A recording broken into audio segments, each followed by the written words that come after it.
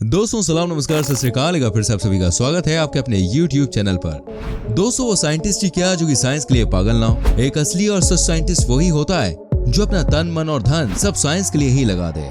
दोस्तों आज की वीडियो में हम आपको कुछ ऐसे ही मैड और क्रेजी साइंटिस्ट के बारे में बताने वाले हैं जो ये काफी पागल है अपने काम को लेकर। हो सकता है दोस्तों कि आपको इनके कारनामे देखकर हंसी आ जाए, लेकिन आज हम जिस साइंस को जानते हैं वो ऐसे मैड साइंटिस्ट के फेलियर से ही मिला है। जैसे कि भाई एक साइंटिस्ट ने यूरिन यानी कि पेशाब से सोना निकालने की कोशिश की थी और एक साइंटिस्ट ने मुर्दों को जिंदा करने की कोशिश की थी।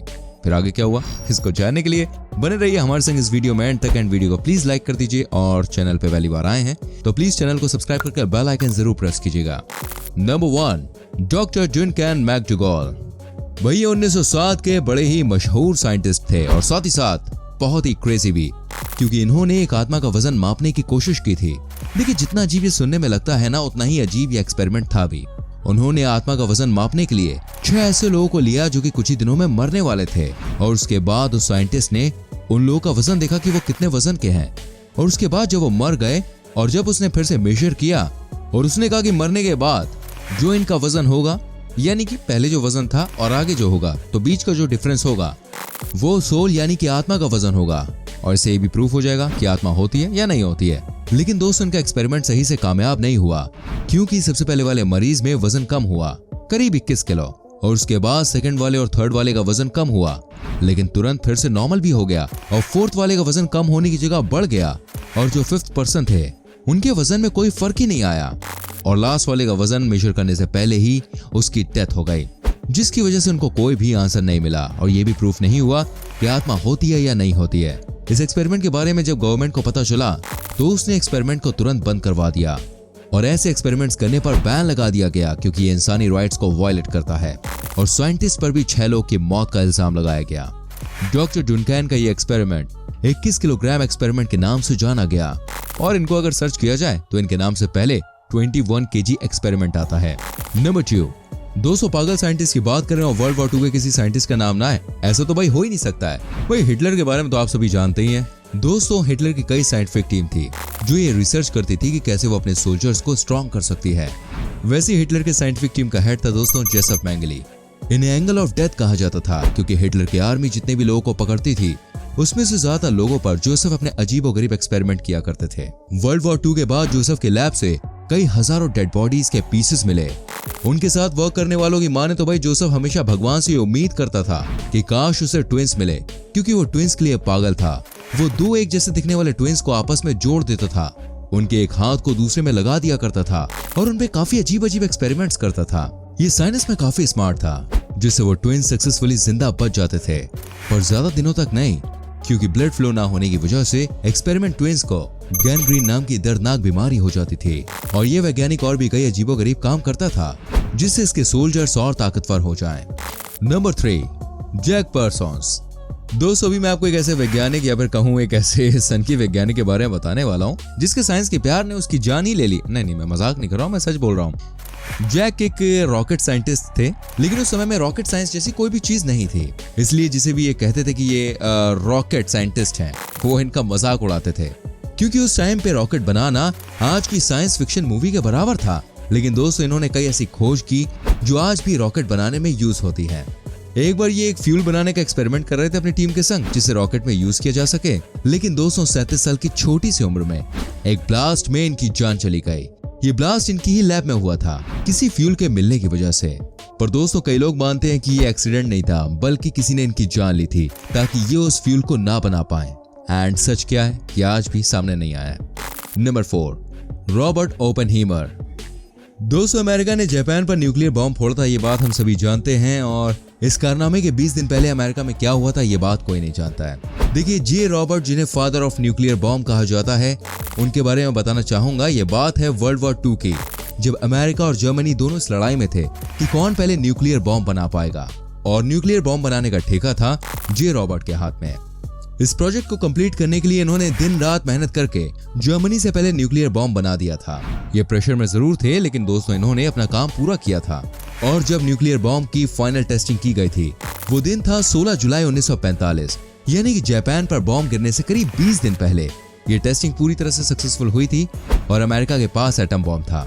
टेस्टिंग के दौरान बॉम्ब का धुआं 40,000 फीट ऊपर उड़ा था ये देखकर सब बहुत खुश थे सिवाय जे रॉबर्ट के। वो डर गए थे कि उन्होंने ये क्या बना दिया है। उनको इस बात का भी डर था कि ये चीज दुनिया को खत्म कर सकती है। और 20 दिन बाद इनकी सलाह लेकर जापान पर बॉम्ब गिराया गया और जहां बॉम्ब गिरा था वहां की 90% पॉपुलेशन नष्ट हो गई थी। इसके बाद दोस्तों रॉबर्ट ने अपनी पूरी जिंदगी में एक भी आविष्कार नहीं किया और वो एटम बॉम्ब के खिलाफ हो गए। इतने ज्यादा मशहूर वैज्ञानिक होने के बाद भी अमेरिका ने इनसे सब कुछ छीन लिया क्योंकि ये एटम बॉम्ब के खिलाफ हो गए थे। दोस्तों आखिरकार वो आविष्कार ही किस काम का जो दूसरे इंसानों की जान ले ले। Number 5, जेबियस Haldane.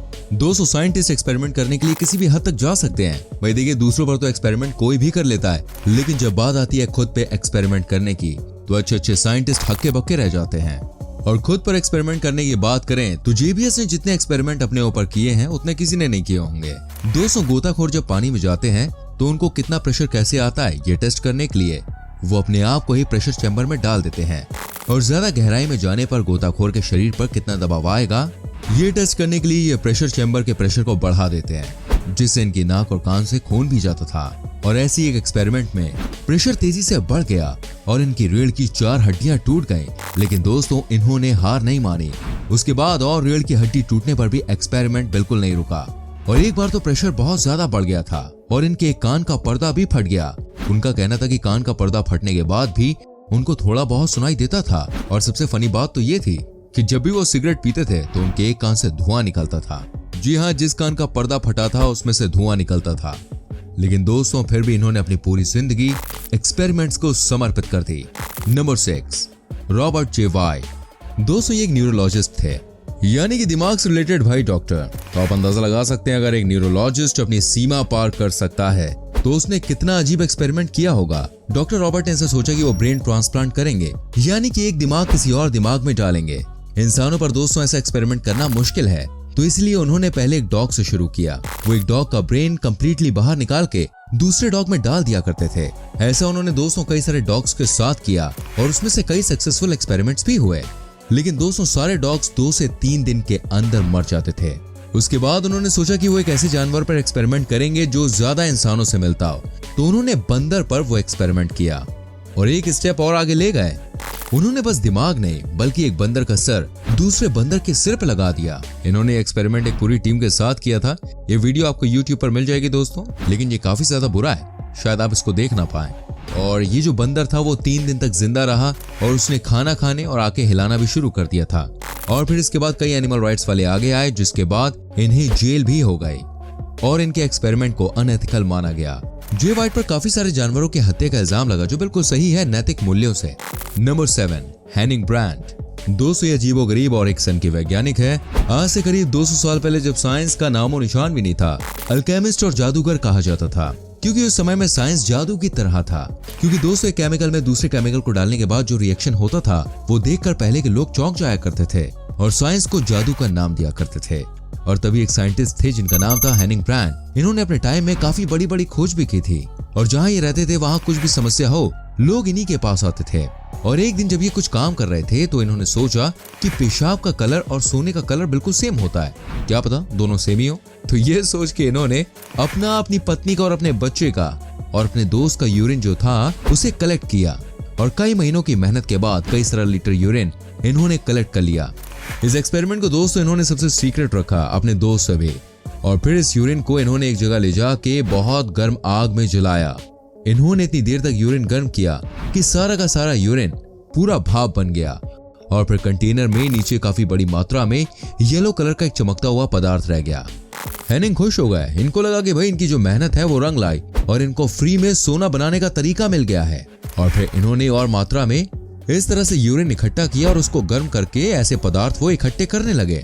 उन्होंने इस बारे में किसी को बताया नहीं, क्योंकि उनको ऐसा लगा अगर किसी को ये बात पता चल गई तो सारे के सारे अनलिमिटेड सोना बना लेंगे।